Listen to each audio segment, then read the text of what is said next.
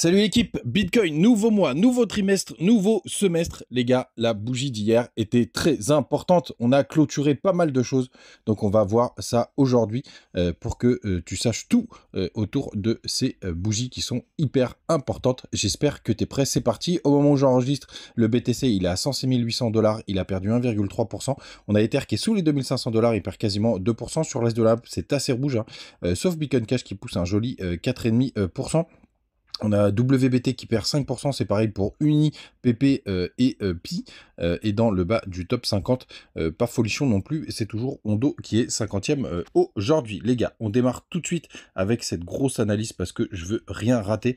Donc on démarre d'abord, je vous montre très rapidement les bougies annuelles. On commence effectivement par le 12 mois et regardez, c'est vraiment très propre, pardon.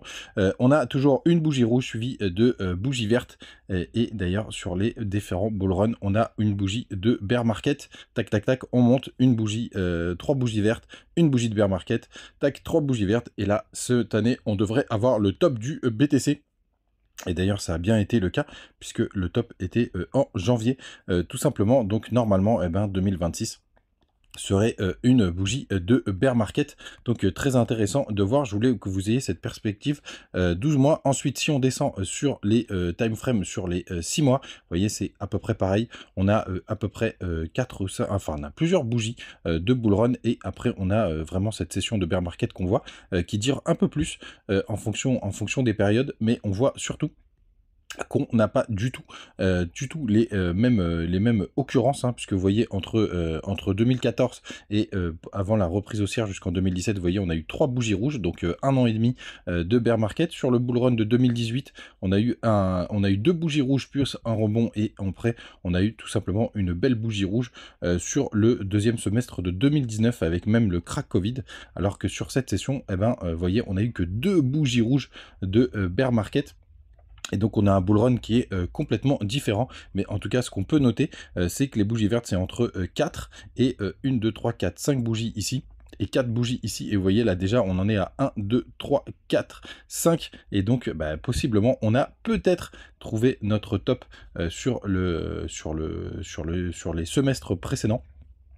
Tout simplement, donc une bougie égale 6 mois, donc tout simplement du 1er janvier 2025 au 30 juin, donc potentiellement là ça y est, ce serait un record si jamais on a une autre bougie verte, une autre bougie de semestre. Alors ce qui peut se passer, c'est qu'on peut tout simplement avoir une bougie rouge et pour autant faire un top, et c'est ce qu'on espère tout simplement, vous voyez ici, tout simplement d'aller chercher un nouveau plus haut, mais pour le coup de faire quand même une bougie rouge et après rentrer avec plutôt une forme de ce qu'on avait en 2014 tout simplement, et 2014 ouais, et après tout simplement repartir en bear market et avoir 3 bougies rouges. Mais vous voyez, là, il est possible que notre top ait été trouvé. Et d'ailleurs, c'était un des sujets importants depuis 2023, je vous parle de ça. C'est que pour le coup, on pourra arriver sur le bout du bout. Et sachant qu'on a été hyper en avance sur ce bull run, on peut aussi malheureusement considérer qu'on va avoir un top beaucoup plus tôt que les précédents. Puisqu'à chaque fois, c'était, vous voyez...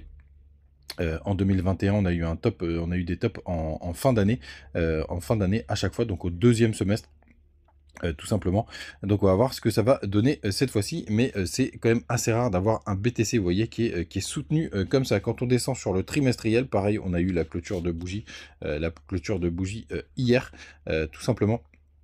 On voit que cette fois-ci, on fait quelque chose de très différent, puisque la première fois, ça a été assez fulgurant. Vous voyez, hop, on est monté d'un coup, on a eu un petit trimestre en 2013 qui a été baissier. Ensuite, on est rentré dans le bear market, et après, vous voyez, on a monté progressivement, tout simplement, progressivement pour avoir un blue of stop à la fin.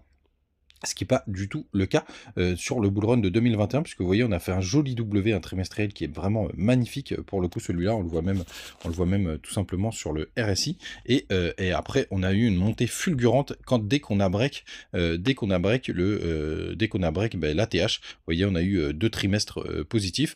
On a eu une correction, un vrai M-top qui était assez joli, hein. Tout simplement, donc là on était vraiment dans le chartisme. Donc si on reprend ici, pour le coup c'était irrationnel. Ici on a une montée parabolique progressive. Ici on a fait un joli W, puis un M-top qui est pas tout à fait propre, parce que là ça a été surtout de la chasse à la liquidité. Et là on a une nouvelle figure chartiste qui est très différente, c'est monter en escalier. Vous voyez, hop, On a une bougie verte, tac, tac, tac, une consolidation. Ici, on a eu 2 bougies vertes, tac, tac, tac, consolidation. Ici, on a eu une bougie verte, une petite consolidation et on espère tout simplement d'aller chercher un nouveau plus haut. Alors, bien entendu, là, vous le voyez très, très bien, c'est que c'est de moins en moins puissant. De moins en moins puissant la montée des marches, on va dire, tout simplement. Donc ici, on n'aurait qu'une bougie trimestrielle qui aurait été rouge, et surtout, je pense qu'on va pas aller chercher beaucoup plus haut, et je pense qu'on se rapproche quand même du top. Alors si on regarde du côté du RSI, on voit qu'on a en trimestriel un peu plus de jus, c'est la grosse, excusez-moi, parce qu'il y a beaucoup de time frame, mais on a la grosse trendline noire ici qui nous permettrait de considérer qu'on pourrait avoir tout simplement une dernière poussée haussière. Cette dernière poussée haussière, ça confirmerait en 6 mois qu'on va chercher un nouveau top, mais malheureusement que ce sera sur une bougie rouge. Donc là, il faudra vraiment être très très proche de se préparer à sortir du marché. Et bien entendu, là on parle que de BTC, alors les alts, ce sera encore plus compliqué. Et quand on descend en mensuel, tout simplement, on a eu un record de la bougie mensuelle la plus haute de toute l'histoire du BTC, puisqu'elle s'est clôturée à 106 732 $. Ce n'est jamais arrivé par le passé. Tout simplement, et en mensuel, il est beaucoup plus difficile de définir une tendance, mais vous voyez tout simplement qu'on commence à s'arrondir. Ça, c'est ce qu'on peut voir. On peut imaginer le canal. Vous avez un premier canal hyper droit comme ça, un deuxième qui est un peu plus incliné, et un troisième qui est encore plus incliné. Donc très intéressant. Et vous voyez, du côté du RSI aussi, vous avez une belle trendline qui se formalise. Mais alors celle-ci, je l'ai mis sur l'autre graphique. Hop, on va revenir là-dessus, parce que de mémoire, elle est sur ce graphique. Tac. Si ça veut bien s'afficher. Hop. Et on va mettre ça. Tac. Et vous voyez, là, la trendline, elle est ici en monthly, du côté du RSI. Donc, tout simplement, qu'on arrive, qu'on a encore pas mal de jus en monthly. Donc, pour résumer, les gars, quand on résume toutes les time frames, ce qu'on peut considérer, on va refaire un tour dessus. Donc, en annuel, même si elle n'a pas été clôturée là, en annuel, on sait qu'on va trouver notre top en 2025. En tout cas, c'est ce que nous indique le passé du BTC. Quand on repasse en 6 mois, on est déjà sur notre niveau record du nombre de bougies d'affilée positives. Donc soit le top a été trouvé, soit on va le trouver sur ce dernier semestre, et malheureusement ce sera une bougie effectivement qui va être très haute, mais qui devrait avoir une baisse brutale tout simplement du côté du BTC. Et quand on va en trimestriel, on voit que notre petit escalier, il commence vraiment à devenir de plus en plus bas. Donc il faudra faire attention tout simplement du côté de notre cher BTC. Et après, on finit en monthly, et le monthly, ce qui nous dit, pour l'instant, on est quand même sur des clôtures les plus hautes de l'histoire. Si on regarde la dernière fois qu'on a eu une clôture de ce genre, vous voyez, hop, la plus haute de l'histoire, c'était en 2021, c'était en octobre, et après, on a fait un top du BTC, on a été chercher la liquidité, et on s'est fait rejeter. C'était une clôture à 61 000 $. Ici, est-ce qu'on était sur le record de top de Bullrun? Oui, cette bougie-là, là, de mars 2024, pareil, et après, on a corrigé. Et si on prend celle-ci, on a enchaîné tout simplement les nouveaux tops. Donc on peut avoir quand même ce mois de juillet qui va être décisif pour savoir si on continue la tendance haussière, tout simplement. Cette vidéo, vous pourrez la regarder à mon avis longtemps pendant les prochaines semaines. Et puis pour tous ceux qui me suivent tous les jours, on reprend la matinale très rapidement pour voir ce qui se passe en daily. Les gars, on revient dans le présent, enfin en tout cas dans une vidéo qui sera un peu plus temporelle que intemporelle. Et pour l'instant, on s'est fait largement rejeter sur le nouveau top du BTC. Vous le voyez juste là en daily pour l'instant. Alors il y a pas mal de stops à aller gratter jusqu'à l'imbalance qui est au 106 400. Pour moi, il n'y a pas d'intérêt à revenir. Donc pour l'instant, moi j'aimerais bien que cette zone elle tienne. Donc ce qui va se passer aujourd'hui sera hyper important.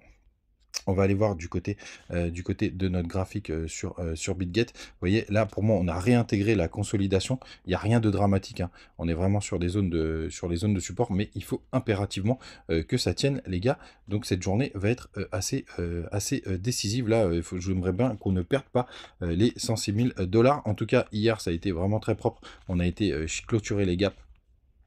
Hop, évidemment, sur les grosses time frames, on les voit pas. Hop, on a été clôturé le petit gap qu'on avait ouvert ce week-end.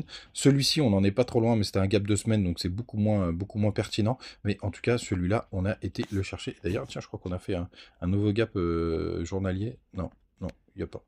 Il n'y a pas, tout simplement, mais celui-là, on peut le supprimer, mais c'est quand même très puissant de voir qu'on a été les chercher très rapidement et directement. Du côté des autres indicateurs, encore un nouveau record du nombre de bitcoins sur les échangeurs. On est à 2,04 millions. Hier, on était à 2,05, c'était déjà un record, donc ça, c'est vraiment magnifique. Crypto Fahrenheit 63, ben, c'est dû au pump d'hier. Souvenez-vous, il y a toujours 24 heures de décalage, 200 millions de liquidation, c'est pas énorme.